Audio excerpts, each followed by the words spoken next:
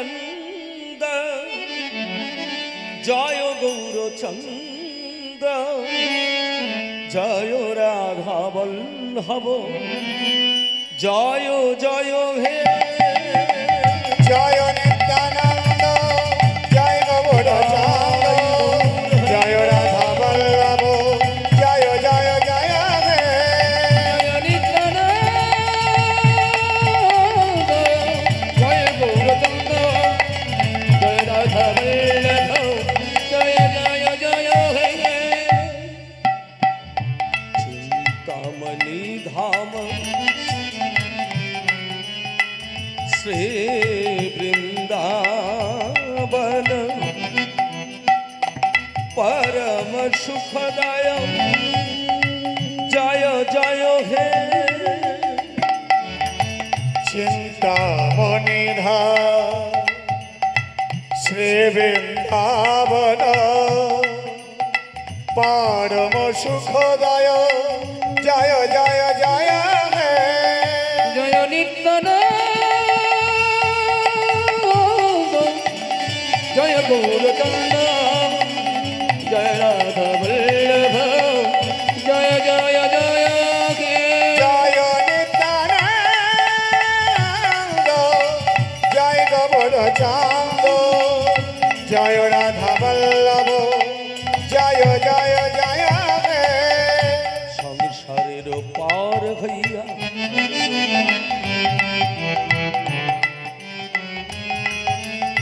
ভক্তির সাগরে যে ডুবিবে সেই ভজুক আমার নিতাই চাঁদের সংসারের পার হইয়া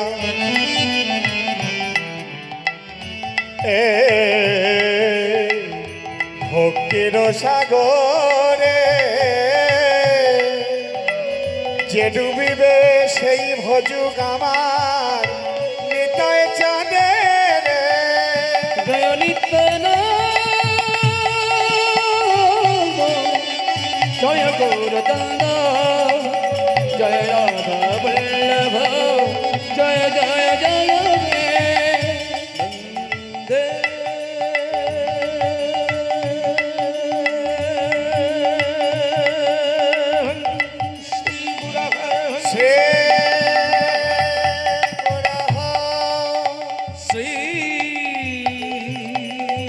নন্দে पद कमलं कमलं श्री गुरुन् वैष्णवांगस्य श्री रूपं साग्र जातं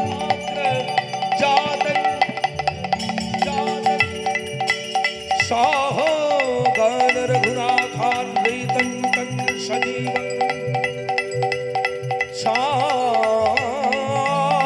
साद्वैतं सावधूतं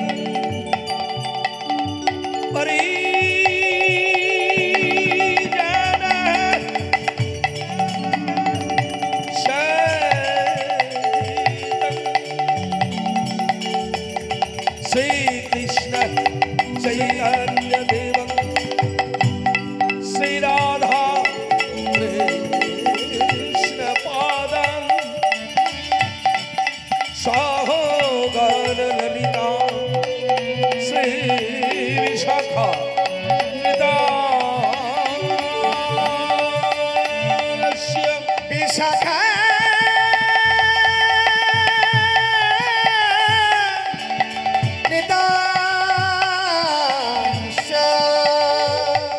गुरवे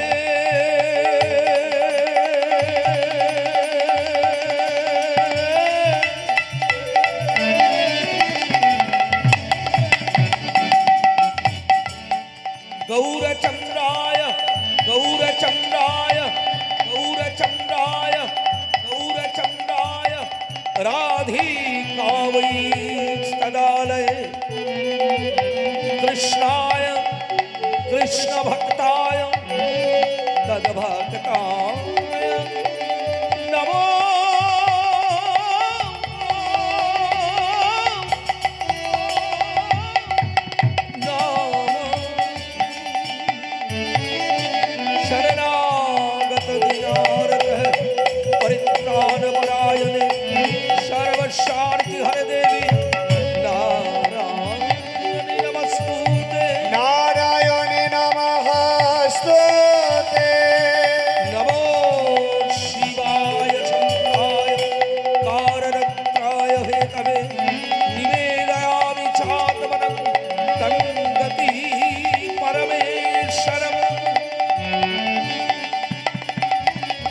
वंशाकल्पतरुभ्यश्च कृपासिन्धोभ्यः एव च पतितानां पावनेभ्यो सर्ववैष्णवेभ्यो नमो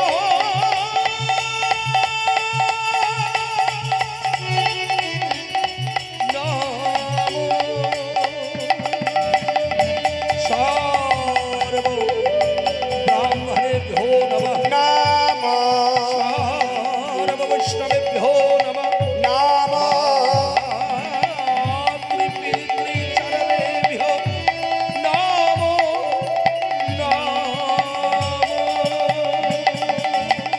जय नित्यानंद जय गौर चांद जय राधा वल्लभ जय जय जय हे জয় নিত্যানন্দ জয় গৌরচন্দ্র জয় রাধা বল্লভ জয় জয় জয় হে जय राधा वल्लभ जय जय जय हे जय राधा वल्लभ जय जय जय हे जय राधा वल्लभ जय जय जय जय जय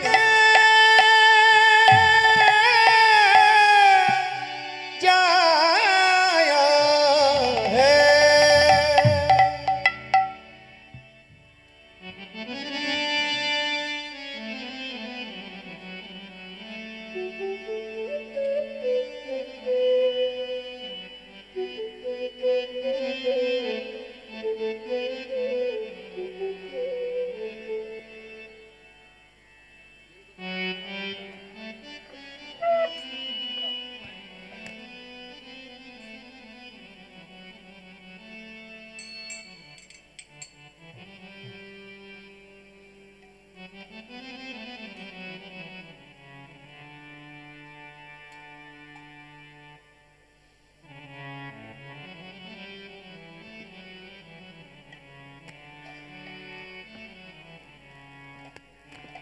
जय निताई जय गौर जय जय श्री राधेश्याम जय निताई जय गौर जय जय श्री राधेश्याम जय निताई जय गौर जय जय श्री राधेश्याम हरे कृष्ण हरे कृष्ण हरे कृष्ण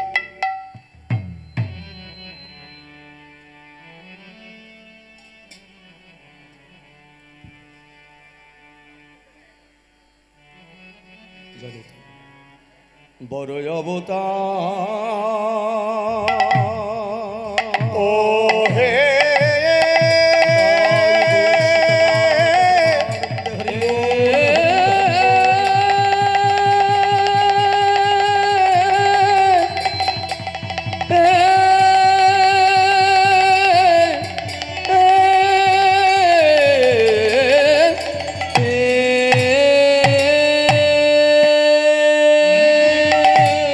ওই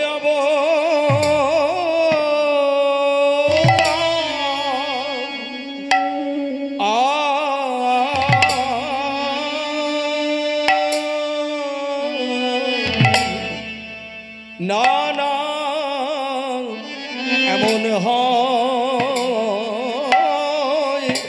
হয় না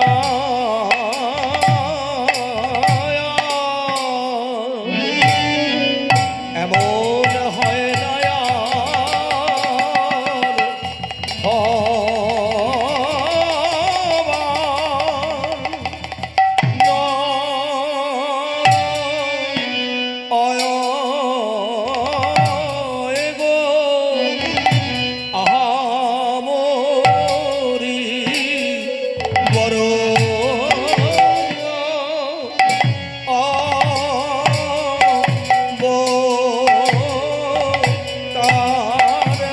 रे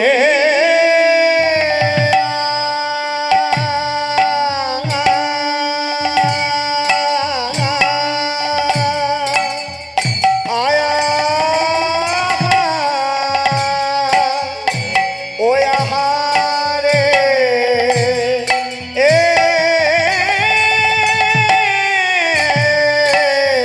ओ हाय हाय आ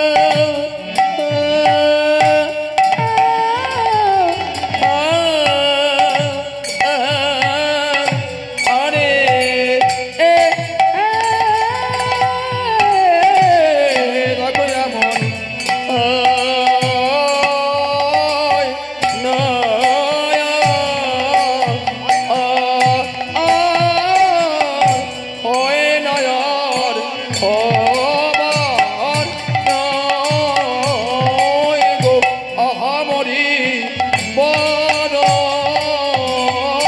রে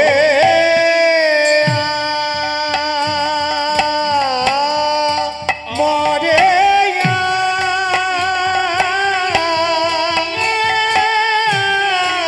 আহা মরে রে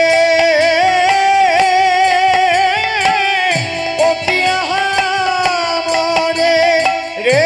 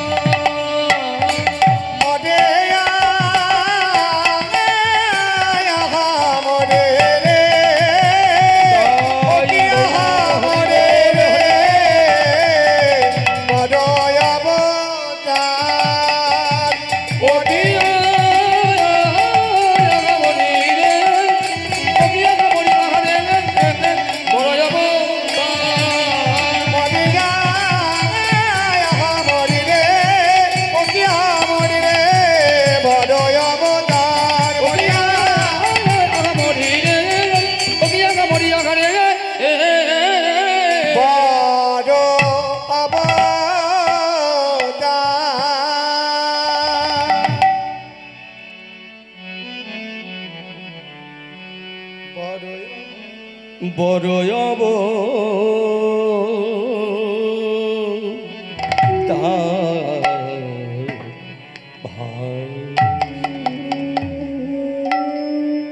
বড় অবতার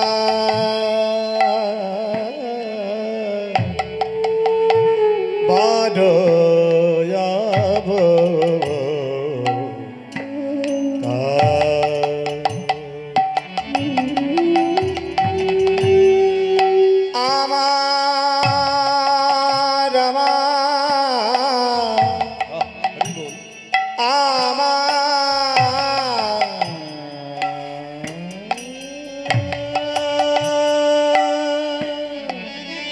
আমার বড় গোড়া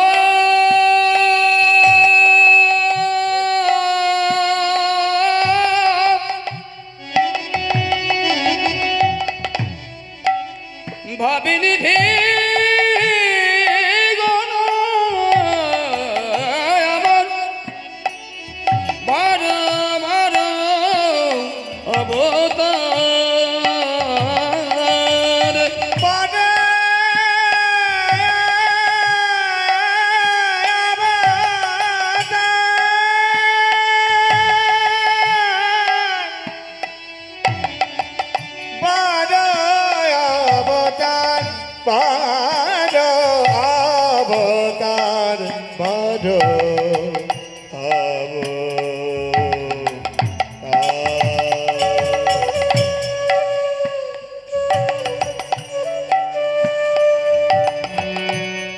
বড়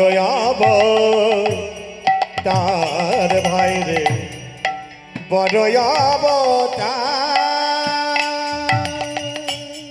ওই পতিতের বিলাবাল পতিতের বিলাবাল প্রেমের ভান্ডার পতিকে রে বিলাওয়ালা প্রেমের ভান্ডার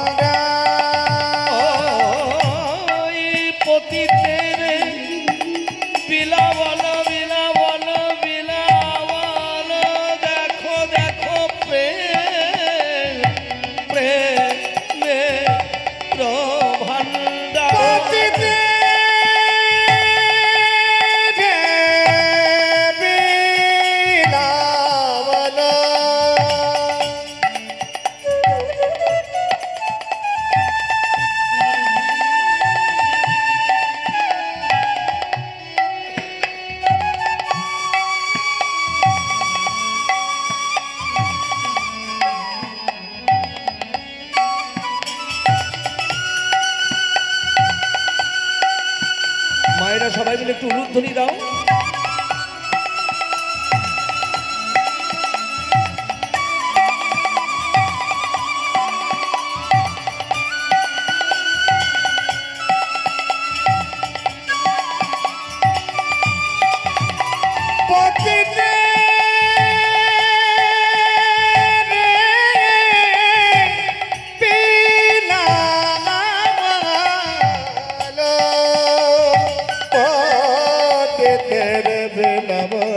পতিতে দেবে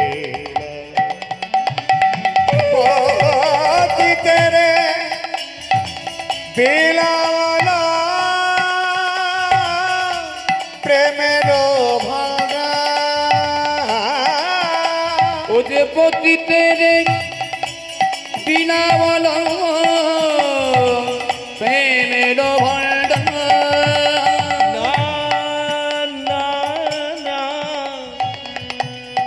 না না না এমন হয় না আর হবার নয়, হয় না আর হবার নয়, এমন হয় না আর হবার নয়, এমন হয় না বা হবার নয়।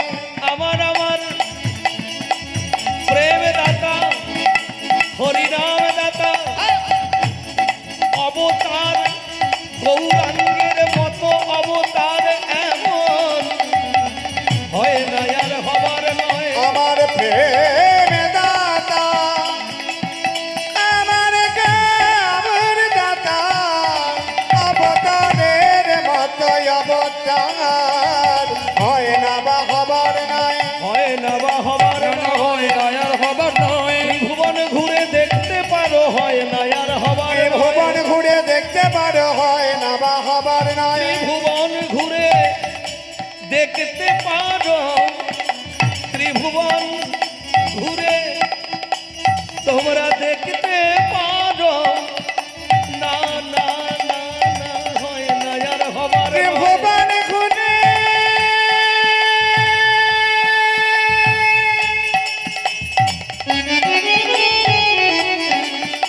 দেখতে পারো এমন হয় না বা হবার নয়। তোমরা জয় দাও ভাই, জয় দাও ভাই, জয় দাও তোমরা জয় দাও ভাই, ওগো আমার আমার শ্রী গৌরাঙ্গের জয় দাও ওই আমারই আমার শ্রী গৌরাঙ্গের জয় দাও ভাই, ভাইয়ের বদন ভরে বাহু তুলে জয় দাও ওই ভাই, বাদল করে বাহু তুলে জয় দাও ভাই। ওই বদনে ভরে বাহু তুলে জয় দাও ভাই, ওগো জয় দিলে জয়ী হবে জয় দাও ওই ভাই, জয় দিলে জয়ী হবে জয় দাও ভাই। হরি বলে বাহু তুলে একবার জয় দাও ভাই, হরি বলে বাহু তুলে একবার জয় দাও ভাই। হরি বলে বাহু তুলে একবার জয় দাও ভাই, আমার আমার শ্রী গৌরাঙ্গের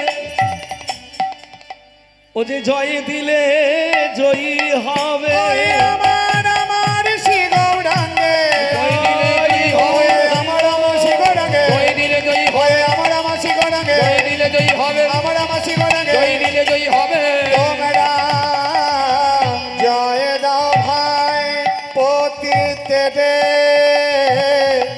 বিলাগন প্রেমের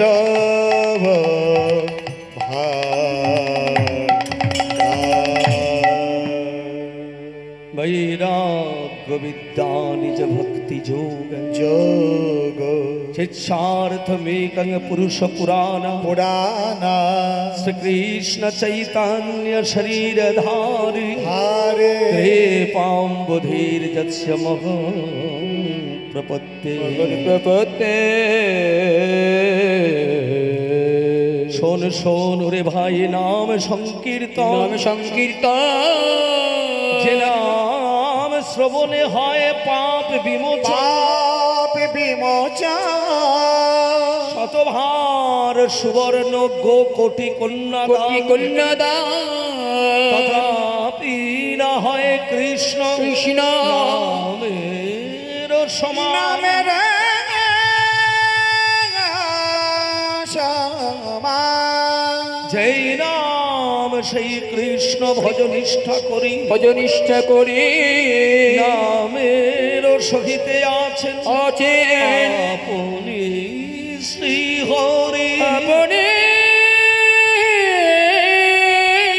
শ্রী হরি সুমেরু সমতুল্য হিরণ্য দানে দানে নহে তুল্য আমার গোবিন্দ নাম গোবিন্দ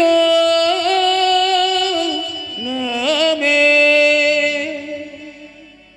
জানি তাই জয় গৌর জয় জয় শ্রী রাধেশ্যাম সকল গৌর গোবিন্দ ভজন অনুরাগী ভক্তবৃন্দ সবার শ্রী চরণে আমার কোটি কোটি ভুলুণ্ঠিত ধন্যবাদ প্রণাম। জীবে জানিবে সম্মান দেবে কৃষ্ণ অধিষ্ঠান।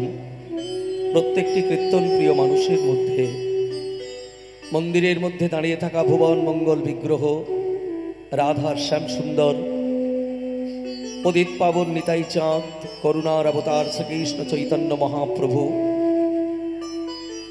সবার মধ্যে সমস্ত কীর্তন পিপাসু ভক্তের মধ্যে তাদের কৃপা বর্ষণ করছেন এবং তাদের অহৈতুকী কৃপা বর্ষিত হচ্ছে জেনে প্রত্যেকের রাতুল চরণে বিনম্র শ্রদ্ধা জ্ঞাপন করে আস্বাদন করব গৌর গোবিন্দ লীলা মাধুর্য রস। আস্বাদন করিয়ে দেবার ক্ষমতা আমার নেই। আপনা আপন শ্রী গুরুপাদ পদ্মর হৃদে ধারণ করে মন প্রাণ দিয়ে আপন আপন জ্ঞানে আপন আপন গুণে আপন আপন দক্ষতায় আপন আপন যোগ্যতায় আপন আপন গুরু কৃপায় মন প্রাণ দিয়ে ভগবানের এই অহৈতুকী লীলা মাধুর্য আপনারা আস্বাদন করুন। একটু আগেই আমার শ্রদ্ধেয় দাদা কীর্তন গান পরিবেশন করলেন। যে বিষয়টি নিয়ে আলোচনা করলেন সেই বিষয়টি হচ্ছে আমাদের নবদ্বীপের যে চৈতন্য লীলা। মহাপ্রভুর সন্ন্যাসের আগে একটা লীলা আছে আর মহাপ্রভুর সন্ন্যাসের পরে একটা লীলা রয়েছে। মহাপ্রভুর সন্ন্যাসের আগে যে সমস্ত লীলা সেগুলো নবদ্বীপের মধ্যে রয়েছে। যেমন আমার দাদা একটু আগে গাইলেন শ্রদ্ধেয় কৃষ্ণপদ হালদার মহাশয়, আমার খুব শ্রদ্ধেয়। উনি বলেছেন আমার বন্ধু অবশ্যই, কারণ ওনার সঙ্গে যথেষ্ট সুসম্পর্ক, সেই সূত্রে বন্ধু। কিন্তু গান বাজনার ক্ষেত্রে একটা সত্যি কথা স্বীকার করাই ভালো। গান বাজনার ক্ষেত্রে উনি আমার থেকে অনেক জ্ঞানী এবং আজকে আপনাদের মতো অনুরাগী ভক্তবৃন্দের সান্নিধ্য লাভ করেছি। এই যে একটা পবিত্র হরিবাসরে আমার আসার সুযোগ সৌভাগ্য হয়েছে, এটি কিন্তু আমাকে টেনে নিয়েছেন আমার শ্রদ্ধেয় দাদা কৃষ্ণপদ হালদার মহাশয়। তাকেও আমরা শ্রদ্ধা জানাই, কারণ তিনি আমার থেকে অনেক দিন আগের একজন সুপ্রতিষ্ঠিত কীর্তন গায়ক এবং বাংলায় এ প্রান্ত থেকে ও প্রান্ত দৌড়ে বেড়ানো একজন খুব ব্যস্ততম কীর্তনিয়া কৃষ্ণপদ হালদার মহাশয়।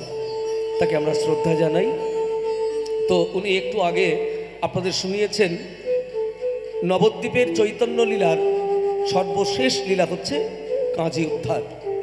মলয়চাঁদ কাজীকে উদ্ধার করার পরে মহাপ্রভু নবদ্বীপের লীলা শেষ করে তারপর কাটোয়ায় গিয়ে কেশব ভারতীর কাছে সন্ন্যাস মন্ত্রে দীক্ষিত হয়ে তিনি চলে গেলেন লীলাচলে। সে ঘটনা একটু পরে বলছি আপনাদের।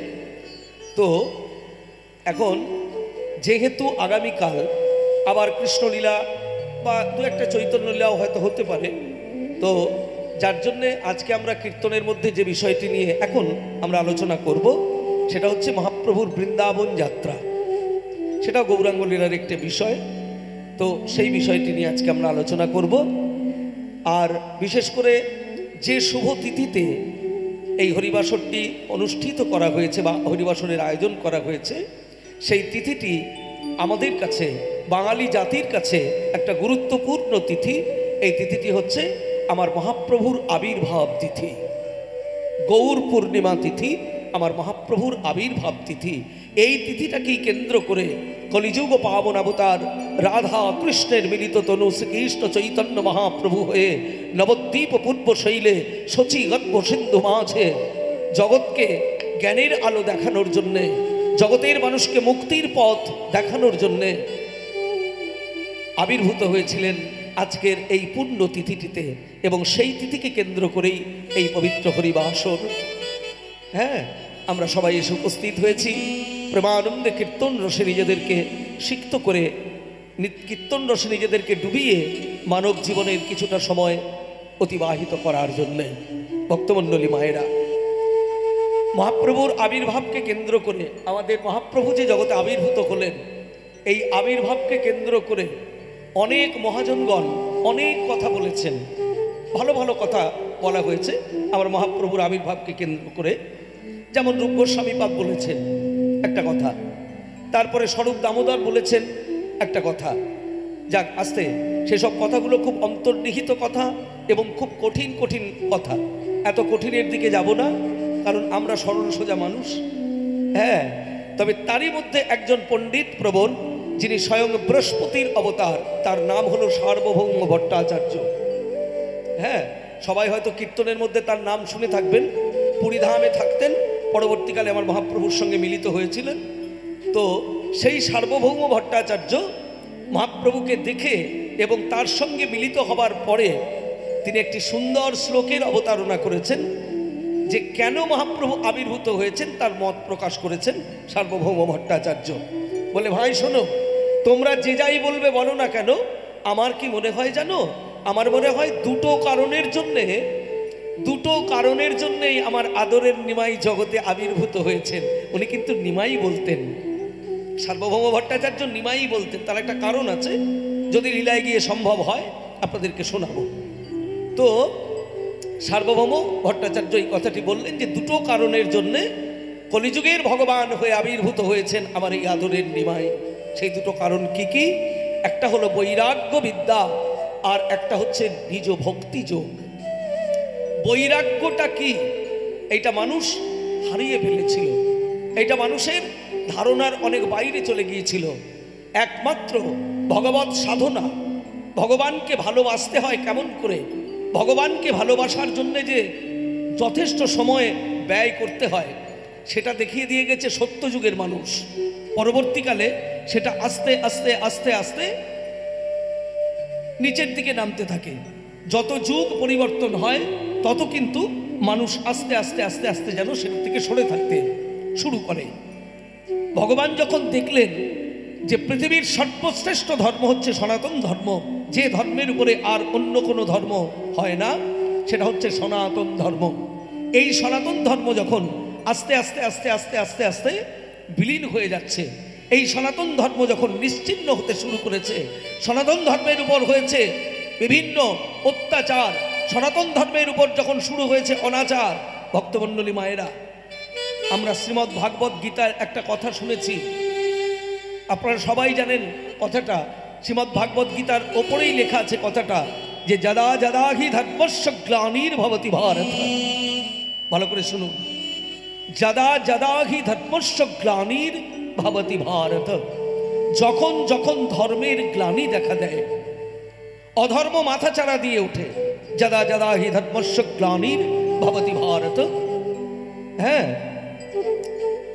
তখন ভগবান কি করেন না, তার ওই সনাতন ধর্মকে রক্ষা করার জন্যে ভগবান কি করেন না, জগতে নেমে আসেন। যদা যদা হি ধর্মস্য গ্লানির্ভবতি ভারত অভ্যুত্থানম অধর্মস্য তদাত্মানং সৃজম্যহম। যখন চারিদিকে অধর্ম, অন্যায়, অবিচার, ব্যভিচারে ভরে যায়, ঠিক তখনই পরিত্রাণায় সাধূনাং বিনাশায় চ দুষ্কৃতম।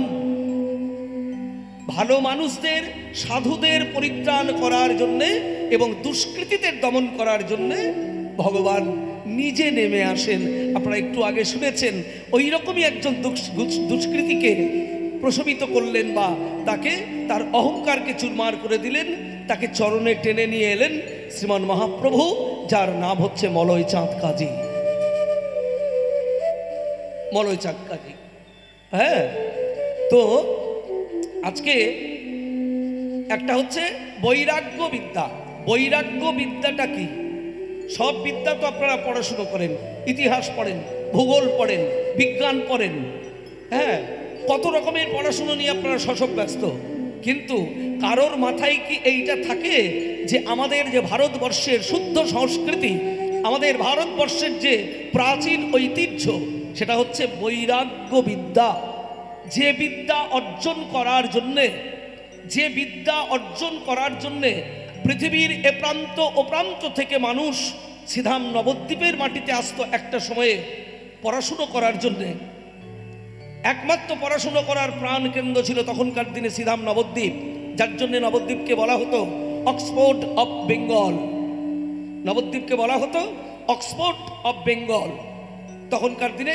তার প্রমাণ এখনো পাবেন যদি আপনারা মায়াপুরে যান।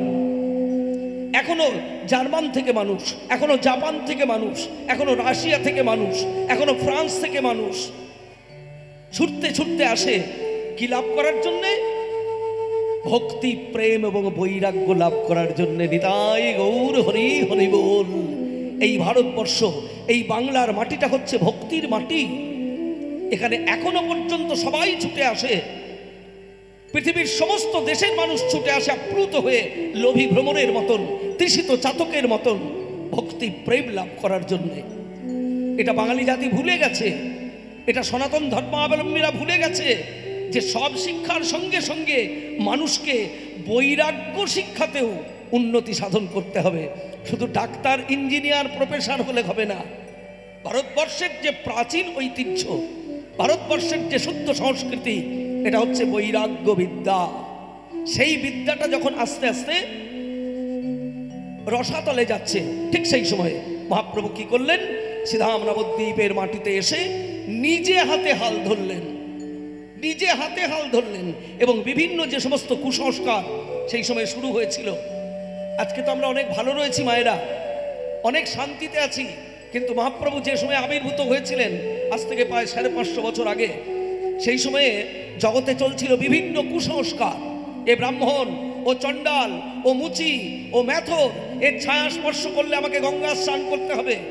এইভাবে যখন মানুষ বিভ্রান্ত হচ্ছিল, দলে দলে ধর্মান্তরিত হচ্ছিল মানুষ, ঠিক সেই সময়েই আবির্ভূত হয়েছিলেন এবং দুটো জায়গায় কুঠারের আঘাত করেছিলেন মহাপ্রভু। একটা জাতি বিদ্বেষের উপরে মহাপ্রভু সূত্র করে দিলেন যে দাঁড়াও, ব্রাহ্মণ নয়, যদি কৃষ্ণ ত্যাজে, আর মুচি ও সূচি হয় যদি কৃষ্ণ ভজে। নিতাই গৌর হরি হরি বল। জগতে এত বড় দার্শনিক পরবর্তীকালে আর কেউ আসবে বলে মনে হয় না। জগতে দর্শন নিয়ে অনেকেই পড়াশুনো করছেন, দর্শন নিয়ে পড়াশুনো করানো হয় ইউনিভার্সিটিতে, কিন্তু জগতের সর্বশ্রেষ্ঠ দার্শনিক, যার এতখানি দূরদর্শিতা, যিনি 550 বছর আগে নবদ্বীপের মাটিতে বসে বসে চিন্তা করেছিলেন যে জগতের পরিণাম, জগতের পরিস্থিতি কি হবে, যার জন্যে তার সনাতন ধর্মকে রক্ষা করার জন্যে তিনি চেয়েছিলেন সমাজতন্ত্র রাষ্ট্র গঠিত করবে, যে সবাই এক জগতে, আমরা তো সবাই ভগবানের সন্তান। ভক্তমণ্ডলী মায়েরা, আজকে যারা কীর্তন শুনছেন, আজকে যারা কীর্তন গাইছেন, যারা কীর্তনের আয়োজন করেছেন, আমরা তো সবাই ভগবানের সন্তান। কে নয় আমরা ভগবানের সন্তান? আমরা সবাই অমৃতের সন্তান। মহাজনগণ বললেন যে আমরা হলাম অমৃতস্য পুত্র, আমরা অমৃতের সন্তান। তবু আমরা সেটাকে উপলব্ধি করতে পারি না বলেই বিষের সন্ধানে দৌড়ে বেড়াই, বিষ খাই, জগৎ থেকে বিদায় নিই, আবার জগতে ঘুরে আসতে হয় ওই বিষ খাওয়ার জন্যে। নিতাই গৌর হরি হরি বল। হ্যাঁ, আমরা হলাম সবাই ভগবানের সন্তান।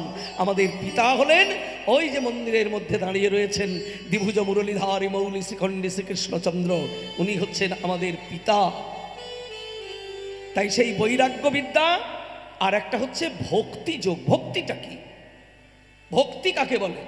এই দুটো কারণ সুন্দর করে আমাদের মধ্যে তুলে ধরবেন এবং সেটা প্রচার করবেন বলেই জগতে আবির্ভূত হয়েছেন আমার শ্রীকৃষ্ণ চৈতন্য মহাপ্রভু। এইটি বলে দিলেন সার্বভৌম ভট্টাচার্য। নিতাই গৌর হরি হরি বল। এইরকম অনেক শ্লোক আমার মহাপ্রভুর আবির্ভাবকে নিয়ে রয়েছে। এত শ্লোক তার বলা সম্ভব নয়, কারণ আমাদের বিষয়টা হচ্ছে কীর্তন। হ্যাঁ, আমাদের বিষয়টা তার পাঠ নয়। যদি ভাগবত পাঠ হতো তাহলে সারাক্ষণ বকবক করে বকতাম, কিন্তু যেহেতু কীর্তনকে বজায় রেখে যার যতটুকু গুরু কৃপা, সেই গুরু কৃপায় আমরা আপনাদের সেবা করার চেষ্টা করব। আমি কীর্তন গেয়ে আপনাদেরকে আনন্দ দেব এটা নয়, আপনাদের সেবা করব এই আশা নিয়ে কিন্তু আমরা আপনাদের চরণতলে ছুটে এসেছি। এটা আমাদের সেবা মাত্র। ভগবানের নাম শোনাটা যেমন সেবা, ভগবানের নাম গাওয়াটা তেমনি সেবা। ভগবানের নাম শোনা গাওয়ার ব্যবস্থা করাটাও কিন্তু একটা সেবা। সব কিন্তু ভগবানের সেবা। আপনারা কীর্তন শুনছেন, ভগবানের সেবা করছেন। নববিধা ভক্তির প্রথম ধাপ হচ্ছে শ্রবণং। প্রহ্লাদ মহারাজ বলেছিলেন বাবা হিরণ্যকশিপুকে যে বাবা তুমি নারায়ণের নাম করার সঙ্গে সঙ্গে তেলে বেগুনে জ্বলে ওঠো। কেন জ্বলে ওঠো? না তুমি ভগবানের নাম এখনো শুনতে শেখোনি, আগে শুনতে শেখো। নিতাই গৌর হরি হরি বল। ভগবানের নাম যখনই শুনতে শিখবে তখন নাম শুনে আর তোমার সারা শরীরটা জ্বালা করবে না। তাই আপনাদের আসনটা নববিধা ভক্তির প্রথম ধাপ শ্রবণং, দ্বিতীয়টা হচ্ছে আমাদের আসন কীর্তন।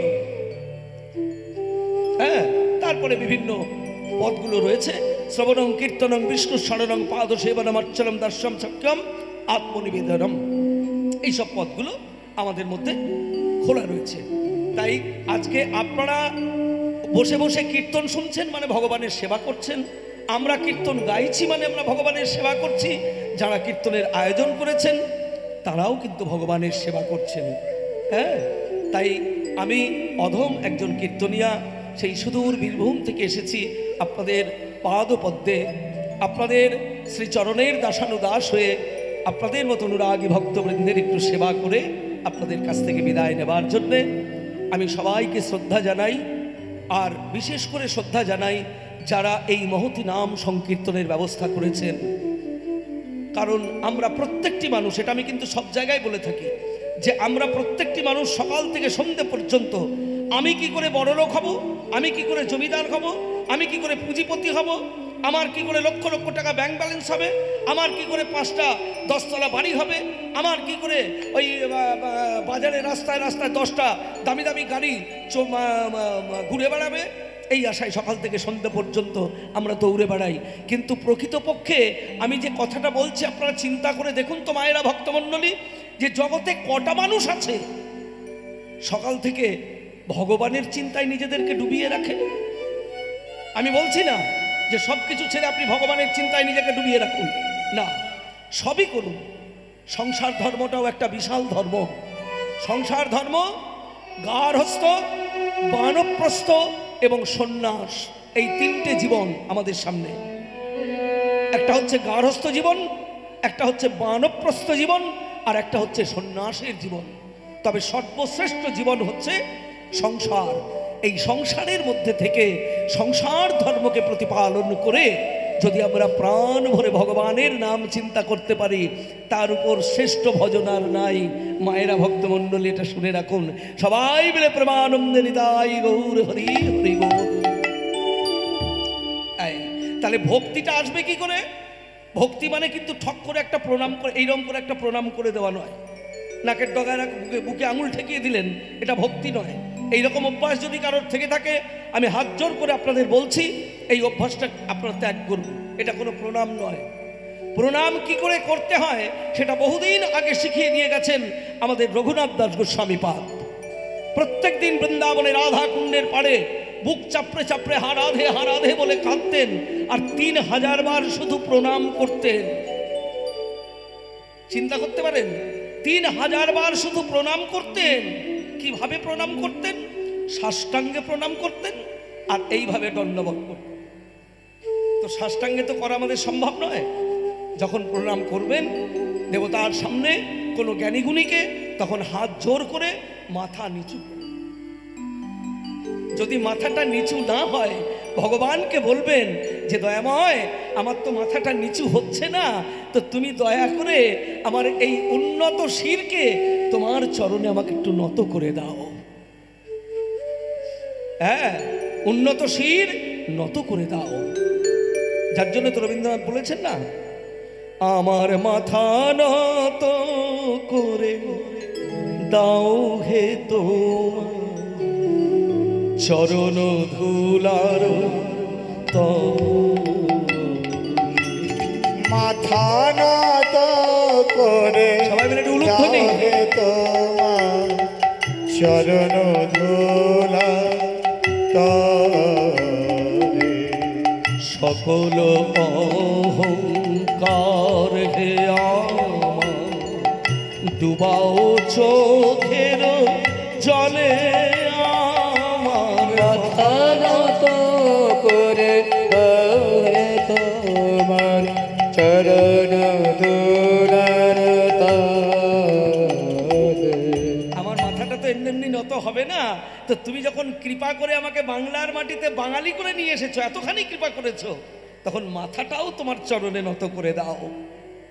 আর কি নিজেরে করিতে গৌরব দান, নিজেরে কেবলি করি অপমান। নিজেরে করিতে গৌরবনা নিজেরকে বলি করিয়া আপনারে শুধু ঘেরিয়া ঘেরিয়া, আপনারে শুধু ঘেরিয়া ঘেরিয়া ডুবে মরি ফলে ফলে। আমার মাথা নত করে দাও হে তোমার চরণ ধুলার তলে। আমারে না যেন করিও প্রচার আমারও আপন কাজে তোমার ইচ্ছা করো হে পূর্ণ আমারও জীবন মাঝে যাচি হে তোমার চরম শান্তি পড়ানে আমার পরম ক্রান্তি। রাজি হে তোমার চরম শান্তি পরাণে তোমার পরম কান্তি। আমারে আড়াল করিয়া দাঁড়াও, আমারে আড়াল করিয়া দাঁড়াও হৃদয় পদ্ম দলে। আমার মাথা নত করে দাও হে তোমার চরণ ধুলার তলে। এইসব হচ্ছে কবিদের চিন্তা ভাবনা। কত সুন্দর কথা। আমার মাথা নত করে দাও হে তোমার চরণ ধুলার তলে, আমার সকল অহংকার হে প্রভু ডুবাও